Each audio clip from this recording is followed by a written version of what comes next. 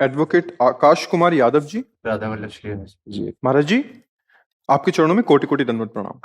गुरुदेव भगवान, मैंने आज से 9 महीने पूर्व से आपके सत्संग के माध्यम से आपसे जुड़ा, जिसके फलस्वरूप मुझे आपकी कृपा प्राप्त हुई, जिससे मेरी गंदी आदतें, बुरे आचरण जैसे शराब पीना आदि, अधर्म की कमाई करना, ये सब छूट गया। ये सब अपने आप ही आपकी कृपा से छूट गया।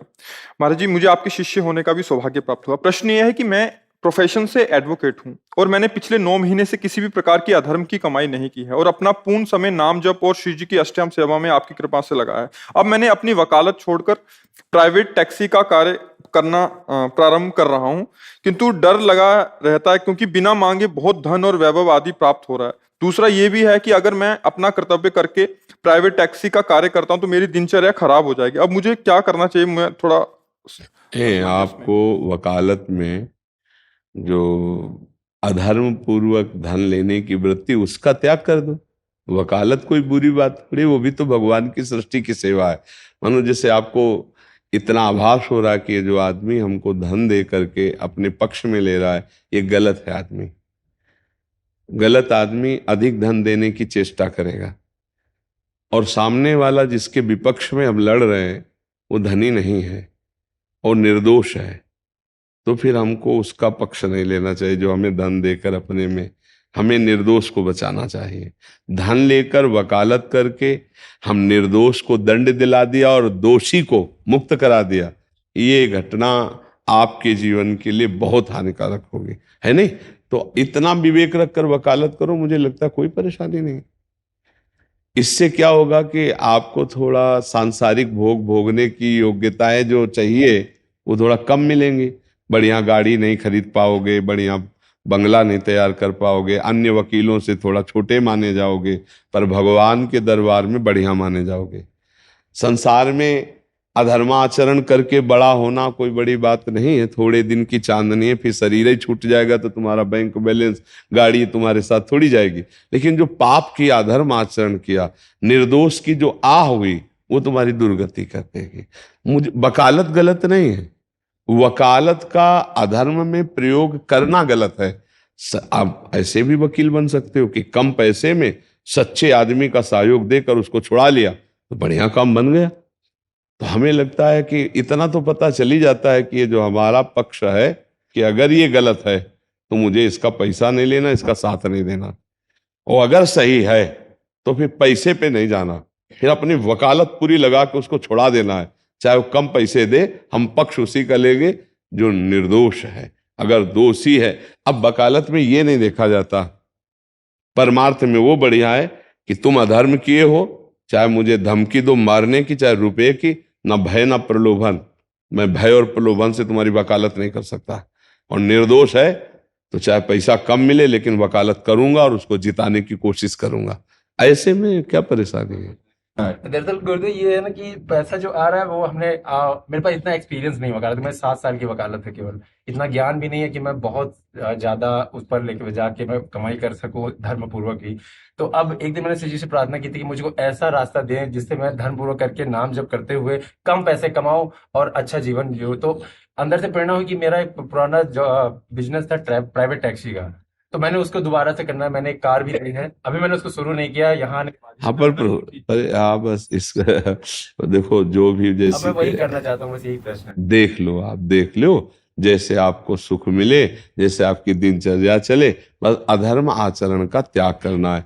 धन बढ़े तो दूसरों के सुख में लगाओ, कभी किसी गरीब की बेटी के ब्याह में लगा दो, कभी किसी बीमार के शरीर में लगा दो, कभी भूखे को भोजन। बहुत अपने भारत में ऐसी अव्यवस्थाएं हैं जहां धन लग सकता है।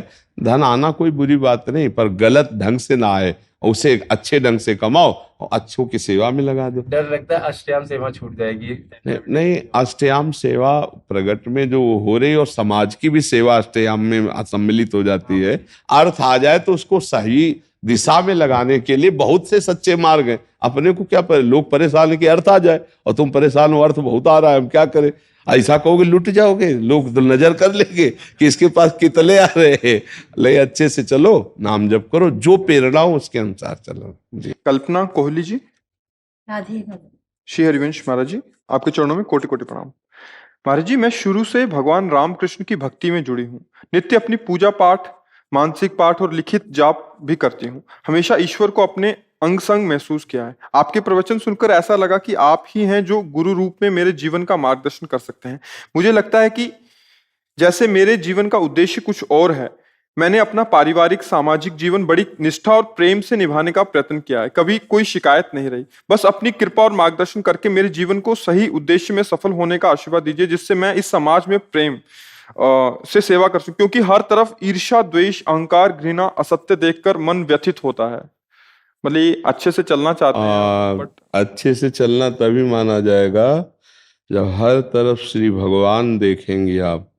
अगर आप ईर्ष्या, द्वेष, घृणा, नफरत, अहंकार जो देख रहे हैं, वो किसका प्रश्न है?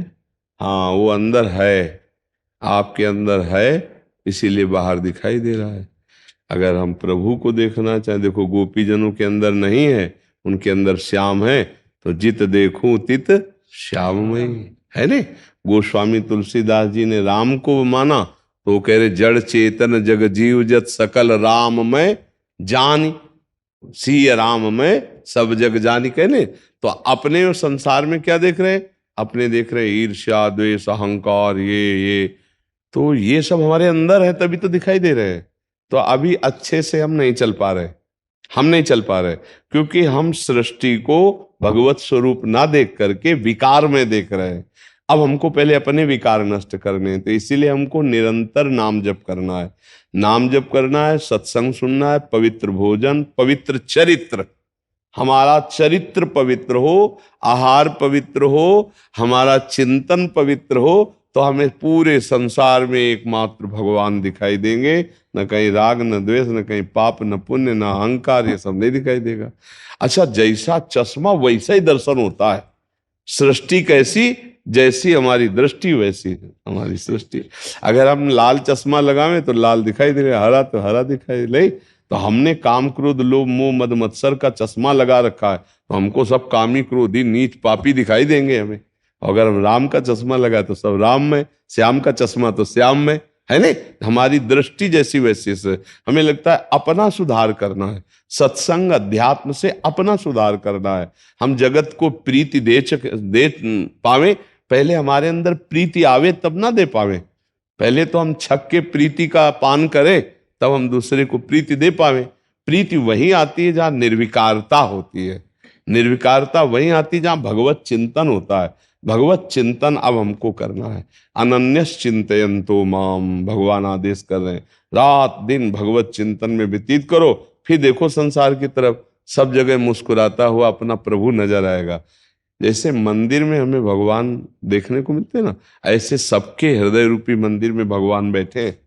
हम उनको देख नहीं रहे, बाहरी आचरणों को देख रहे थे, इसीलिए हम कहते हैं पापी है, दुष्ट है, नीच है, पर उसके हृदय में भी भगवान चुपचाप बैठे हुए हैं। हम भक्त हैं तो हमें भगवान को देखना, पापी नहीं देखना, भगवान देखना है। अब ये बात समझ में आना बहुत कठिन बात है कि कोई हमें गाली दे, हम उसे भगवान माने, कोई हमारा बुरा सोचे, हम उसका मंगल सोचे। ये बात भक्त में होती है। तो खूब नाम जप कीजिए, सत्संग सुनिए, चरित्र पवित्र रखिए, विचार पवित्र रखिए, तो आप जगत मंगल करने वाली और अपना भी मंगल करने वाली वृत्ति को प्राप्त हो जाएंगे। अगर ऐसा नहीं तो फिर हम जैसा सोचते हैं वैसा ही हमें सामने दिखाई देने लगता है, वही हमारा स्वरूप होता है। हमें आज तक यही समझ में नहीं आया कि पापी कौन है, पापी कौन है।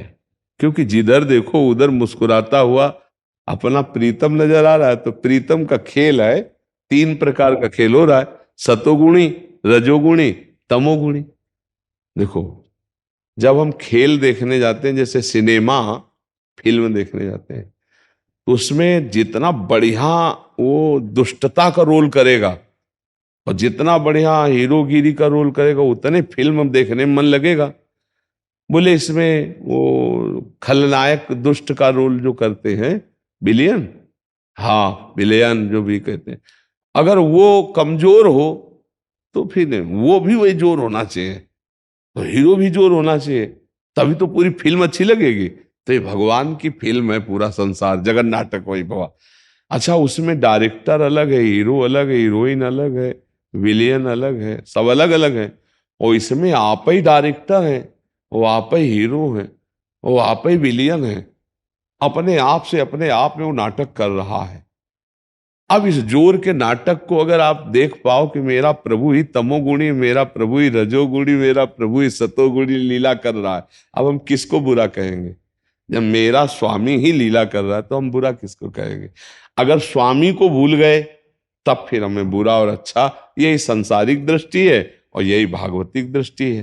देखो भगवान गीता जी में कह रहे हैं, विद्या विनय संपन्ने ब्राह्मणे गविहस्तनी स्वनीचयु सुपाके चा पंडिता समदर्शिना। जो सब में एक भगवान को देखता है वही ज्ञानी है, वही विद्वान है, वही भक्त है। और अगर ऐसा नहीं देखा तो फिर संसारी है। तो संसारी दृष्टि का परिवर्तन करना ही तो अध्यात्म मार्ग है। नाम जप करो, अच्छे आचरण करो, शास्त्रों का स्वाध्याय करो, संतों का संग करो, तो अध्यात्म जागृत हो जाएगा, सब ठीक हो जाए। यहाँ ठीक हुआ तो सब ठीक हुआ, यहाँ गलत है तो सब गलत है, यही सुधार करना है, बाहर नहीं।